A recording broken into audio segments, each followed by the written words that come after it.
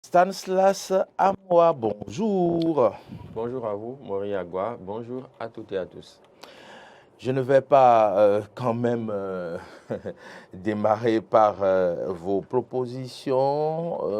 Je vais tout de suite aller à la une du quotidien Info Matin, le journal qui titre aujourd'hui Drame au CNHU au Bénin. À défaut de démissionner, le ministre Roumpati doit se mettre à la disposition de la justice. C'est cela, ça, moi, qu'en dites-vous? C'est vrai que à l'analyse, on peut quand même essayer d'aller en profondeur par rapport à ce titre de nos confrères d'Info Matin, puisque vous savez, quand un drame survient comme ça dans un centre hospitalier de référence, le premier d'ailleurs que nous avons au Bénin, en attendant la construction annoncée du centre qui doit être à Calavi, quelque part. Oui. C'est le seul centre de référence que nous avons, le seul hôpital public de référence que nous avons dans notre pays et qui quand même accueille les grands patients, ceux-là à qui on peut administrer des soins assez importants, des soins intensifs en cas de certaines maladies. Et donc, quand il se fait qu'on arrive à enregistrer tristement 4 décès suite à ce drame que nous déplorons tous depuis quelques jours, il fallait s'interroger. Et pour établir un peu une analogie, on sait que dans d'autres pays, quand des situations comme ça se posent, eh bien, les tenants des portefeuilles décident de déposer soit le tablier, ou soit l'autorité supérieure décide quand même de les décharger de leurs fonctions, histoire de leur permettre de se mettre à la disposition de la justice pour que tout au long du processus, eh bien, des questionnements soient faits, qu'ils puissent répondre et que toute la lumière soit faite sur le dossier, parce que on s'imagine mal comment est-ce que l'autorité en fonction peut quand même exercer sa fonction dans toute sa plénitude, si tant est que ce dossier est toujours pendant devant la justice.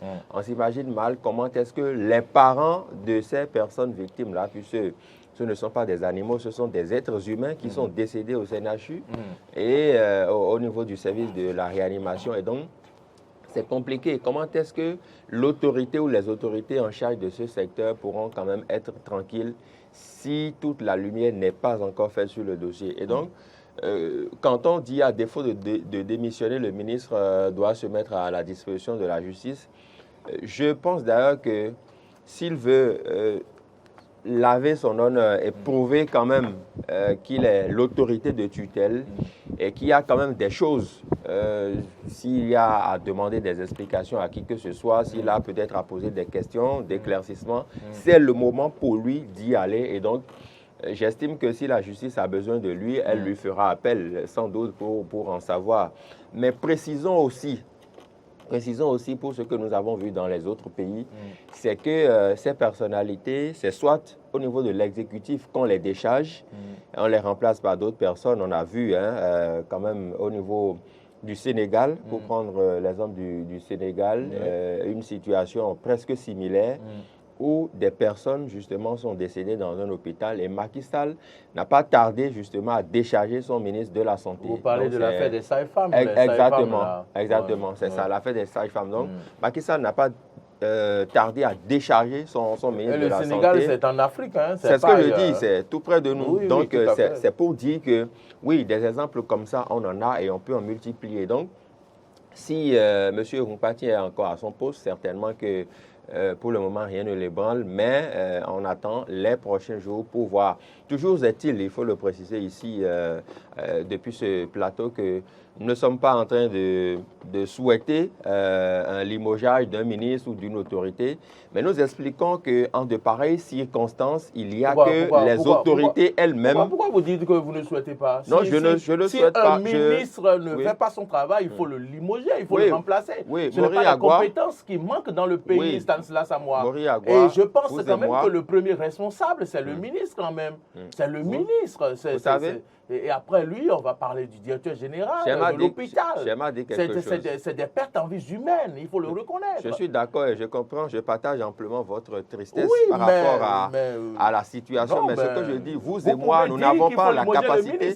Nous n'avons pas la capacité, justement. Puisque ça a été fait au Sénégal. Oui, vous savez, nous n'avons pas la capacité ce matin de nommer X ou de le décharger. Donc, nous ne pouvons que faire des analyses. Et celui à qui revient la plénitude dans ses fonctions de démettre un ministre, c'est le chef de l'État. Et il est au courant de la situation, il a fait diligenter une enquête. Et je suis sûr et persuadé qu'à la suite du processus, s'il faille décharger le ministre, il le fera. S'il faille décharger telle ou telle autorité à divers niveaux de l'échelle, il le fera. Et donc, gardons notre mal en patience. Je vous comprends aisément parce que la situation, elle est assez triste, elle est évocatrice. On n'a même pas besoin de ce qu'il y a certaines... de décharger quelqu'un avant que la personne même ne se retire. Oui, mais est-ce que Maurice Agua... C'est des vies humaines qui ont été en jeu. Et oui. Est-ce que vous avez pu observer déjà dans notre pays la culture de la démission? Non, ça ne ramènera pas la vie. Ça ne ramènera pas la vie, mais est-ce que vous avez vu la culture de la démission chez le Béninois? Il faut que ça commence. Il faut que ça commence. Le Béninois a toujours occupé son poste jusqu'à la dernière minute, jusqu'à ce que celui qui l'a mis l'a dit, bon, ça va, il faut en aller. Donc, c'est de ça qu'il s'agit. Le ministre de la Santé donne l'exemple.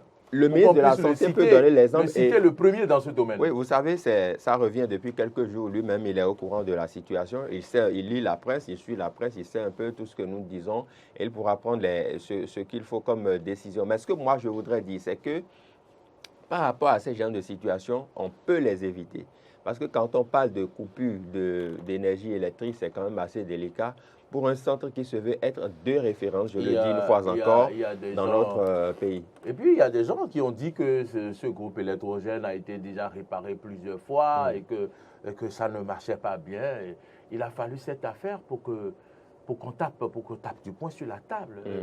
Sinon, comment peut-on parler d'un centre de référence à un moment où l'on arrive à absorber le centre qui d'ailleurs est apprécié par les gens quand même, où les gens vont se soigner au meilleur des cas. Je parle de la CIA, le CNHU l'absorbe et quelques semaines après on assiste à une scène aussi grave. Oui, ce qu'il faut dire déjà, c'est que ces dernières années, le Centre national hospitalier universitaire Hubert Koutoukou Maga a subi des réformes assez profondes au niveau de son architecture, au niveau quand même des soins qui sont administrés. On a vu quand même au niveau de l'investissement, on a vu quand même que quelque chose a changé. Ça, il faut le reconnaître. Donc, il y a eu beaucoup d'investissements, il y a eu de l'amélioration par rapport à des services.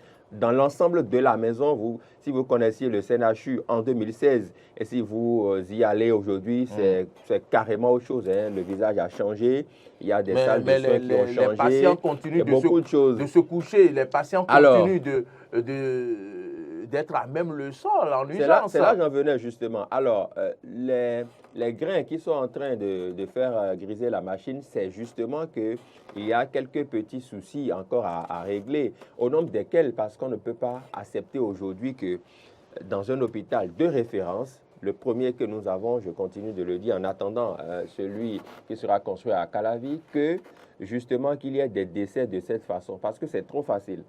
C'est trop facile de constater des décès de cette façon dans ces conditions-là. Et donc, si le chef de l'État, si les autorités au plus haut niveau ont voulu diligenter des enquêtes, vous savez, des gens sont passés déjà devant le procureur. Les gens nous ont informé qu'il y a des personnes en garde à vue. Ça veut dire que les autorités au plus haut niveau sont conscientes de la gravité de la situation et ne veulent pas laisser passer ça. Mais quant à la culture de la démission, une fois encore, le Béninois ne l'a pas. Et donc, nous attendrons les prochains jours pour voir ce qu'on On espère que le Conseil des ministres de ce soir nous fera un point clair sur la situation pour qu'on puisse savoir qui sont ceux qui sont en garde à vue. Est-ce que c'est vraiment des gens concernés ou des gens... Voilà. Et l'autre chose est que, ça se laisse à moi, lorsqu'on parle du CNHU, CNHU aujourd'hui, lorsque vous êtes dans un hôpital privé et que votre cas dépasse peut-être le médecin, il dit, nous allons vous évacuer au CNHU. Les malades, les parents de ces malades mettent les mains sur la tête. Alors qu'un hôpital de référence, lorsqu'on dit qu'on va vous évacuer dans cet hôpital-là, ça devrait vous donner le sourire. Et je pense que cette image-là que renvoie, image perçue du CNHU doit être corrigée. Qu'en dites-vous? Oui, c'est une image qui doit Faut-il véritablement... changer le nom CNHU? Que faut-il faire? Non, Parce que nous n'avons pas véritablement besoin... ça donne la trouille Oui, aux gens. c'est vrai qu'il y a une certaine psychose quand on décide d'évacuer un patient vers le Centre national hospitalier universitaire. Et longtemps, hein, beaucoup ont eu cette psychose-là. Beaucoup ont préféré, d'ailleurs, il y a des patients qui, à un moment donné, quand on demandait de les référer vers le CNHU, demandaient simplement à rentrer chez eux à la maison. Peut-être si quelque chose devrait advenir, que cela advienne chez eux à la maison pour qu'ils partent en paix. Parce que longtemps, certaines personnes ont nourri cette psychose-là de ce que le CNHU était devenu quasiment un mouroir. C'est pourquoi je faisais allusion tantôt à ces nombreux investissements, à cette amélioration qualitative qu'il y a eu dans l'administration des soins au niveau de ce centre de référence-là. Toujours est-il, il y a encore des choses à faire. On ne peut pas avoir peur d'aller se faire soigner, surtout quand les conditions deviennent de plus en plus dégradantes dans des cliniques privées où on demande à vous référer vers le CNHU. Ça devrait être quand même un ouf de soulagement. Mais je pense que petit à petit, les choses vont se corriger. On n'a pas besoin de changer l'appellation du CNHU parce que c'est quand même une appellation référence, une appellation historique. Et donc, c'est un hôpital public qui doit être quand même corrigé sur certains aspects pour que la qualité des soins qui y sont administrés, pour que la qualité aussi des hommes, parce que l'autre chose qu'on ne dit pas souvent ou qu'on dit très peu, c'est qu'au-delà des investissements qui sont nombreux, au-delà des multiples milliards qui y sont injectés pour améliorer les choses à plusieurs niveaux. Et il y a que ce sont des êtres humains qui y travaillent. Et quand dans l'accueil déjà, et je n'apprends rien aux médecins, aux agents de santé, ils savent que quand dans l'accueil déjà, vous accueillez bien le patient ou le malade, il est à moitié guéri. Il est à moitié guéri, Absolument. il se sent soulagé. Mais quand la personne vient, et c'est à ce moment-là que vous commencez par l'insulter, par lui demander où sont ses parents, ou pas lui demander si c'est vous qui lui avez demandé de subir un accident ou si c'est vous qui lui avez causé son mal. Si vous lui parlez en ces thèmes, ça décourage davantage le patient et ça le plonge dans une certaine psychose. Donc, il faut que ces genres de choses soient véritablement évitées. Les agents de santé sont les mieux placés pour savoir que leur métier, c'est un sacerdoce. Ils ont prêté ce qu'on a appelé longtemps le serment d'Hippocrate. J'espère que c'est toujours le cas et que ce n'est pas un autre type de serment. Suivez mon regard. Mais toujours est-il que il faut quand même que ce serment d'Hippocrate soit vraiment respecté sur le terrain, dans les usages. Parce que ce à quoi nous assistons malheureusement, dans certains cas, ce n'est pas tout le monde dans certains cas, c'est que c'est déplorable. Vous le disiez tantôt, des patients qui sont couchés à même le sol, voilà, vous n'avez pas de l'argent, on ne s'occupe même pas de vous, il n'y a pas les premiers soins, le premier accueil n'y est pas, vous pouvez mourir, ça on s'en fout. Non, je pense que c'est des choses qu'on doit corriger. Parce qu'après tout, la vie humaine est sacrée. C'est même dans la constitution du Bénin. Et les médecins, avant d'entrer en fonction, vous prêtez votre serment d'Hippocrate. Et donc, si c'est vraiment Hippocrate qui dirige votre serment, eh bien, continuez par le respecter de fort belle manière. Salsa Samoa, on reste à la une du quotidien Info matin d'aujourd'hui. Et puis, Razaki Amoussa, nouveau président de la Cour constitutionnelle. Est-ce que le remplaçant de Joseph Djogbenou a été désigné avant qu'on ne fasse cette élection? Bon, c'est Razaki Peut-être que je n'ai pas suivi les informations. Razaki Amouda, oui, a été élu président de la Cour constitutionnelle. Je voudrais comprendre, est-ce qu'en temps, je n'ai pas suivi cette information? Est-ce qu'après la démission du président de la Cour constitutionnelle, un membre ne devrait pas être désigné pour le remplacer? Est-ce que ça a été fait avant cette élection? Bon, ce que nous pouvons dire à la minute où nous émettons, c'est que nous avons tous eu l'information dans l'après-midi d'hier que Razaki Amouda Issifou est désormais le nouveau président de la Cour constitutionnelle et que Sylvain Nouati en est désormais le secrétaire général. Mais nous sommes un peu surpris du processus qui a conduit à ça. Nous n'avons rien contre les sages de la Cour constitutionnelle, mais on se questionne en tant que journaliste, analyste des politiques, des sujets majeurs de notre société. On s'interroge sur le processus. Est-ce que tout a été fondamentalement respecté? Qu'est-ce qui a prévalu à l'élection ou au choix de M. Razak Yamounda? C'est vrai qu'on savait qu'il était quand même le premier vice-président sous Joseph Diogbenou. Intérim de Joseph Diogbenou. Voilà, donc on sait quand même que oui, probablement il serait promu à ce poste-là, mais dans quelles conditions cela a été fait, nous n'étions pas là. Nous avons juste eu droit à un article de presse qui nous a été envoyé juste après l'élection pour nous informer justement, pour informer les médias, l'opinion publique nationale et internationale que Razaki Yamounda est désormais le nouveau président de la Cour constitutionnelle. Donc, si les sages de la Cour constitutionnelle, si dans le fonctionnement de la Cour, eh bien, il ne nous a pas été fait mention du processus qui devait conduire à son élection, je pense que nous devons accepter ça comme ça et laisser les choses se dérouler d'elles-mêmes parce que nous n'étions pas dans la salle, les médias n'ont pas eu une invitation formelle pour assister aux travaux, alors que cela aurait pu se faire parce que la Cour constitutionnelle, c'est notre maison à nous tous. Vous vous en souviendrez aussi que l'une des réformes majeures qu'a amené le professeur Joseph Diogbenou juste après sa désignation, en tout cas son élection par ses pairs en tant que président de cette institution, ce sont les audiences publiques qui avaient été quand même ouvertes au public, à la presse, et on y allait, on voyait un peu comment les discussions se menaient. Une grande innovation. Une grande innovation. Comment est-ce que certaines décisions se prenaient. Et donc, rien que pour ça, rien que pour continuer dans cet élan-là, eh bien, les sages, en tout cas la Cour constitutionnelle dans son administration, aurait pu associer les médias à cette désignation ou à cette élection pour qu'on puisse voir un peu le processus.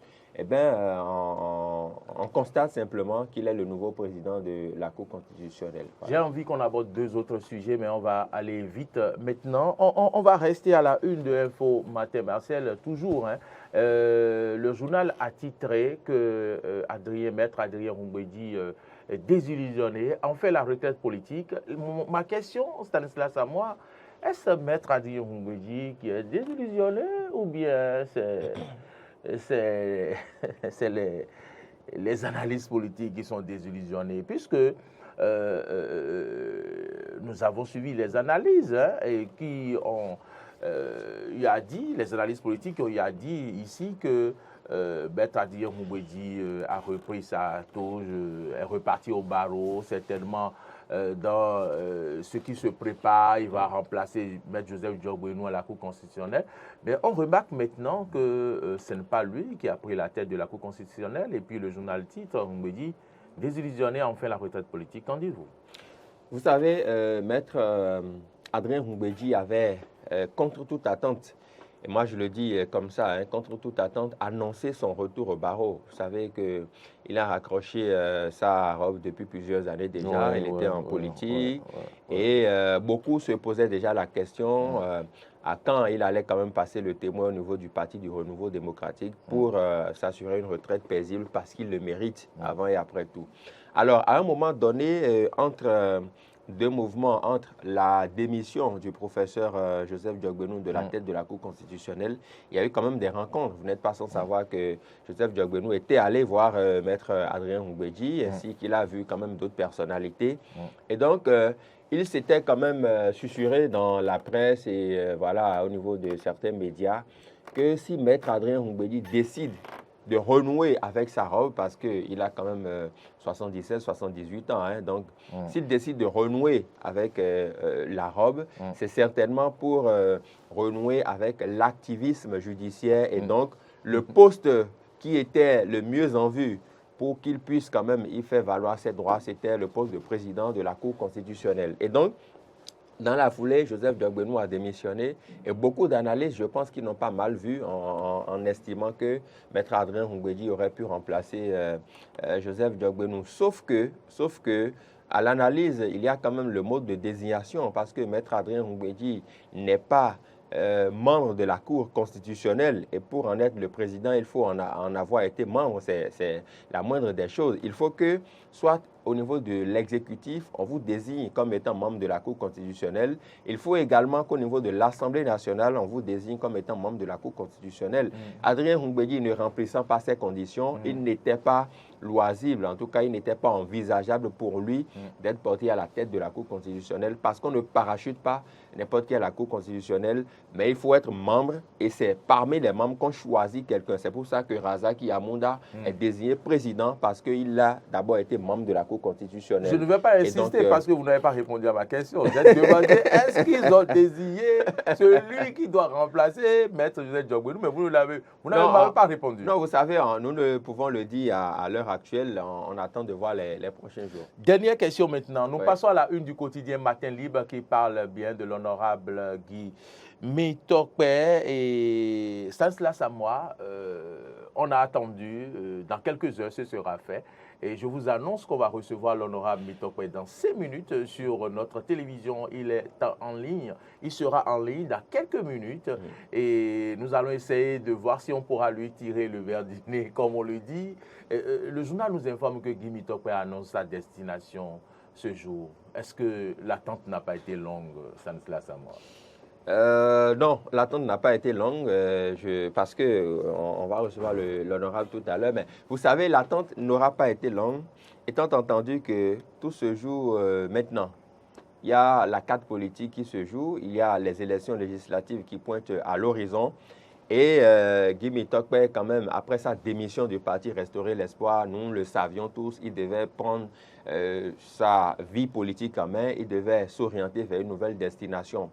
Et si, pour certains, l'attente aura été longue, c'est que justement, Guy Mitokpe avait quand même, il a des courtisans dans toutes les formations politiques, que ce soit au niveau de la mouvance ou de certaines forces de l'opposition. Les gens lui ont fait la cour et donc, il a certainement réfléchi pour voir un peu dans quel champ y aller, quel choix faire, pour que son avenir politique lui soit quand même quelque chose de prospère. Donc, il ne va pas choisir pour choisir. Et vous le voyez, vous le voyez aller de quel côté, ça moi, je le vois... Est-ce que vous êtes dans le secret des dieux? Je ne suis pas dans le secret, mais si je dois me mouiller un peu, je le vois aller au niveau d'une formation politique de la mouvance présidentielle. Il peut, voilà, il peut nous démentir, mais je le vois aller au niveau d'un des deux blocs. On l'a annoncé en visite chez le professeur Aïvor dernièrement. Peut-être, ça pourrait peut-être permettre à certains de se dire, est-ce qu'il va vers l'opposition ou bien c'était de la distraction? Non, vous savez, c'est ce que je disais tout à l'heure. Il est allé, il doit rencontrer tout le monde pour voir un peu quelle décision prendre finalement. S'il rencontre le professeur Aïvor, c'est certainement pour échanger parce que Guy Mitokpe, on le sait, il est quand même un acteur de poids et donc un jeune militant assez dévoué pour la cause politique. Donc, s'il rencontre les différents acteurs, c'est une bonne chose. J'estime aussi qu'il a dû rencontrer des acteurs de la mouvance présidentielle aussi pour voir un peu. Et donc, aujourd'hui, il a décidé de faire son choix, mais... je peux me tromper, mais je pense qu'il irait vers l'un des deux blocs, pourquoi pas une formation proche de la mouvance présidentielle. Stanislas Samoa, vous faites de très belles analyses. Il faut que je vous le dise. Hein. Il faut que je vous le dise. Merci. Il faut que je vous le dise. Merci beaucoup pour tout ce que vous avez apporté. Guy Mitokpe, je pense quand même qu'à partir de maintenant, il peut nous appeler. Je sais qu'il nous suit. Je sais qu'il nous suit très bien et qu'il suit nos analyses. Et Stanislas Samoa, oui, vous avez voulu bien qu'on parle d'autre chose en attendant que l'honorable ne soit en ligne. Peut-être, je pense que nous allons parler de octobre à la place de l'Étoile Rouge. Octobre, un mois dédié au consommation local. Oui, le consommation local, parlons-en. Vous savez, c'est une initiative qui est quand même à sa 3e édition dans notre pays. Et j'étais Pour ce qui est de cette édition, j'étais sur les lieux hier, à la place de l'Étoile Rouge, pour ce qui est du lancement officiel. Je pense que je vais vous inviter, Maurice, ce week-end. On va faire un tour là-bas. Vous allez voir quand même les expositions, la dégustation. Vous allez pouvoir déguster les mets de chez nous. Moi, je ne bouge pas ça. Ma caméra... Et on me signale que l'honorable Guy Mitokpe est en ligne. Moment exceptionnel de télévision. C'est une exclusivité. Exclusivité, Eden Télévision, ouais. Honneur pour Eden TV, ouais. Guy Mitokpe, honorable Guy Mitokpe, bonjour. Bonjour, monsieur le journaliste, je dirais plutôt messieurs les journalistes. Bonjour, honorable. Comment allez-vous? Appelez-moi Maurice, simplement, mon honorable.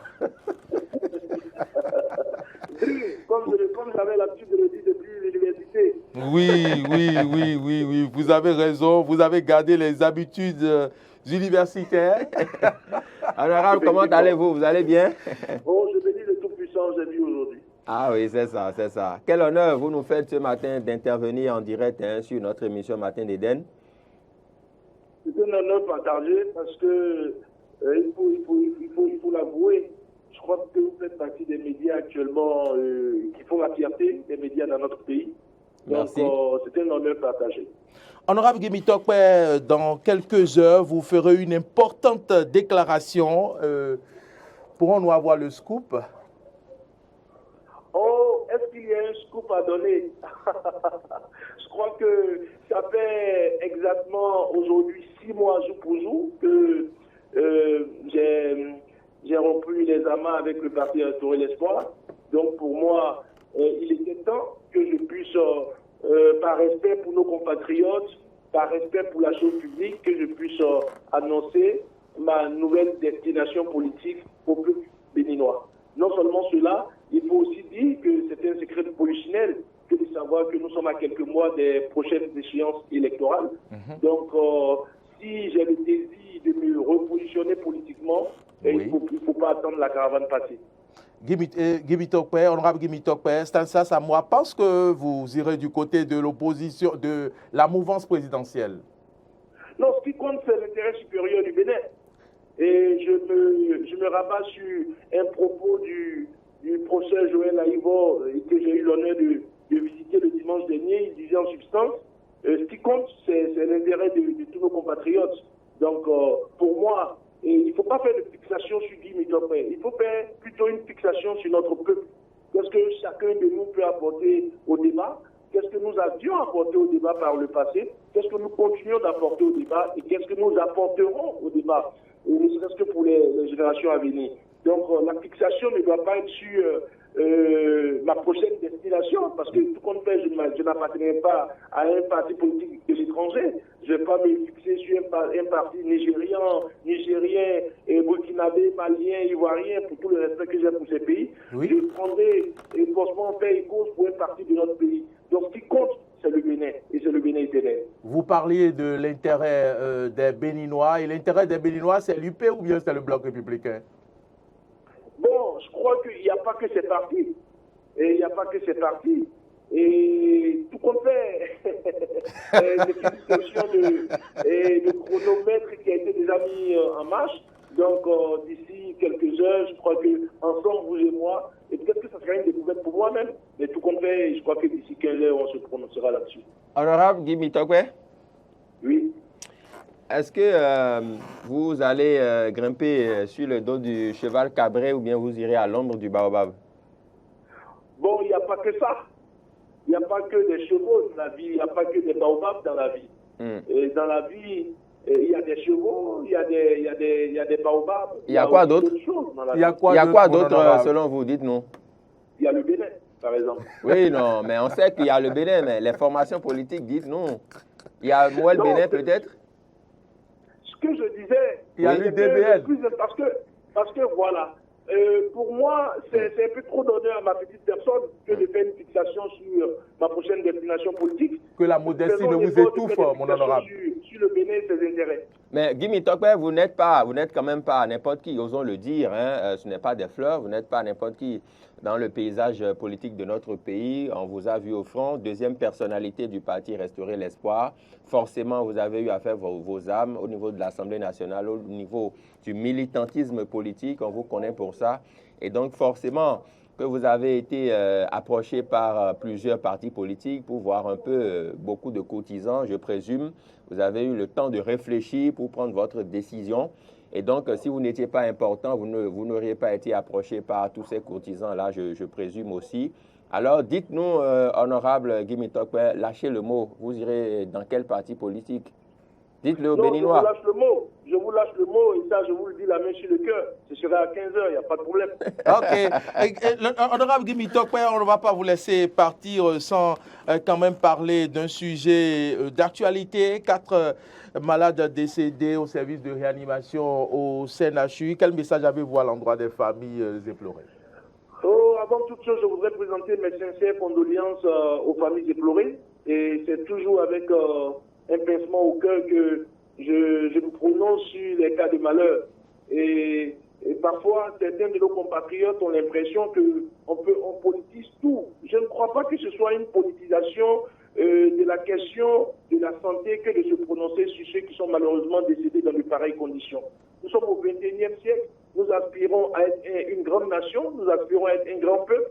Et il est inconcevable qu'au XXIe siècle, on puisse perdre sa vie pour des légèretés. Accepter que je puisse appeler cela des légèretés. Donc pour moi, il faut impérativement situer les responsabilités. Non seulement situer les responsabilités, punir ceux qui seront à la base ou ceux qui auraient été à la base de ce malheur. Et en plus, il faudrait prendre des dispositions pour que cela n'arrive plus. Parce que lorsque on perd un parent, un être aimé dans de pareilles conditions, je crois qu'on est traumatisé toute sa vie. C'est des pères qui sont devenus orphelins. Non, j'ai dit orphelins, c'est des pères qui auraient perdu leur enfant, c'est des enfants qui sont probablement devenus des orphelins, c'est des frères qui auraient perdu leur soeur ou des soeurs qui auraient perdu leurs frères. Donc, dans un cas comme dans l'autre, c'est pas une situation heureuse. J'aborde ce sujet avec beaucoup de pincement, avec vraiment beaucoup de tristesse. Et je crois qu'il faudrait en amont prendre des dispositions pour que cela n'arrive plus. Nous sommes au XXIe siècle et je l'avais dit tout à l'heure, nous aspirons à être une grande nation. Honorable Guy Mitokpe, seriez-vous candidat pour les législatives de janvier 2023? Bon, si la possibilité s'offre à moi, je ne cracherai pas là-dessus. Vous savez que même dans le domaine public, j'aime confier certaines questions à Dieu. Cela ne voudrait pas dire que c'est du laxisme ou que je sois, je ne sais pas, léthargique à me prononcer sur certaines questions. Mais il y a des questions qui sont du domaine purement de la foi. Moi, je continue de croire que Dieu a un mot à dire dans la destinée des humains. Si ça rentre dans son chemin que je sois candidat, je ne cracherai pas là-dessus. Très croyant, Guy Mitokpe. Est-ce que cela ne ferait pas partie des promesses qui vous ont faites par rapport à votre prochaine destination politique? Mieux vous positionner pour 2023? Naturellement, si je dois faire chemin avec un parti politique, cette question doit être abordée. Oui. Et je ne crois pas que ce soit du côté de la mouvance ou de l'opposition que cette question soit tranchée en toute franchise au niveau de tous les partis. Non. La question a été abordée, quel que soit le bord, quel que soit le parti, la question a été abordée. Vous avez eu des promesses? Vous dites? Vous avez eu des promesses? Oh, les promesses en politique ne regardent, je crois que disait déjà que ceux qui y croient. Donc, je crois que ce sera d'abord une affaire de, je n'ai pas envie de dire de rapport de force, mais une affaire d'objectivité. Parce que vous savez que la politique aujourd'hui a beaucoup de similitudes avec le football. Même s'il n'y a pas de mercato, mais on positionne celui qui peut apporter une plus-value. Si vous faites de la complaisance, si vous faites, je ne sais pas, du copinage dans les positionnements, le peuple étant plus informé aujourd'hui qu'hier, et à cause de la propension des réseaux sociaux, à cause de la propension des canaux d'information, cela pourrait se retourner contre vous. Il faut être beaucoup plus objectif, il faut aller à l'efficacité, et être objectif et aller à l'efficacité exige qu'il faut mettre les meilleurs aux meilleures positions. Honorable Guy Mitokwe, votre mot de la fin. Je vais vous remercier et vous féliciter pour le travail assez professionnel que vous faites depuis quelques années déjà. Merci beaucoup. Et Merci. vous encourager, parce que je sais que la situation, elle est difficile pour chacun de nous, elle est difficile dans tous les domaines. Et faire ce que vous êtes en train de faire de manière si professionnelle exige beaucoup de sacrifices. Donc, je vous remercie. Je remercie aussi notre peuple qui, d'une manière ou d'une autre, se comporte comme les pays dans lesquels on trouve beaucoup plus la majorité silencieuse. C'est-à-dire, quand on atteint un événement, on ne fait pas du bruit, on ne s'agite pas, on attend, et puis, comme l'autre le dirait, on attend que le match soit ouvert, et puis bon, chacun fera sa partition. Donc, vous savez de quoi je parle, oui. Et je vais remercier le peuple à ce niveau-là, et vous aussi vous remercier pour votre professionnalisme. Le rendez-vous est pour quelle heure? 15h au Chant d'Oiseaux. Je serai avec plaisir que je vais vous rencontrer. Honorable Guy Mitokwe, merci de nous avoir appelés. Merci beaucoup pour l'honneur que vous faites à Eden TV et à ses téléspectateurs. Merci pour l'honneur aux Béninois. Et on vous souhaite bonne chance et voilà, plein vent à vous. Merci, merci. Excellente journée à vous. Excellente journée, mon honorable. En retour dans ce studio, j'ai presque la chair de poule, Stanislas à moi, honorable Mitokwe, droit dans ses bottes, toujours éloquent, une vision connue, un objectif donné. Dites-nous, que vous inspire cet entretien?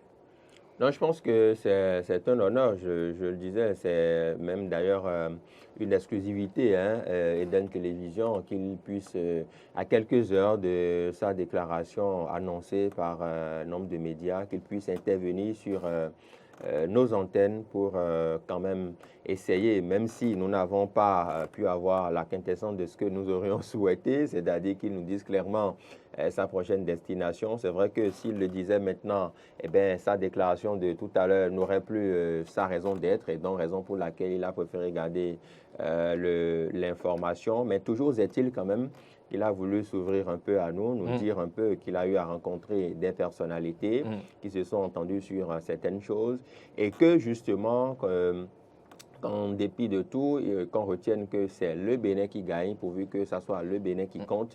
Et donc, dans tout ceci, nous espérons, il a déjà son choix, il l'a déjà porté sur une formation politique, les responsables sont au courant.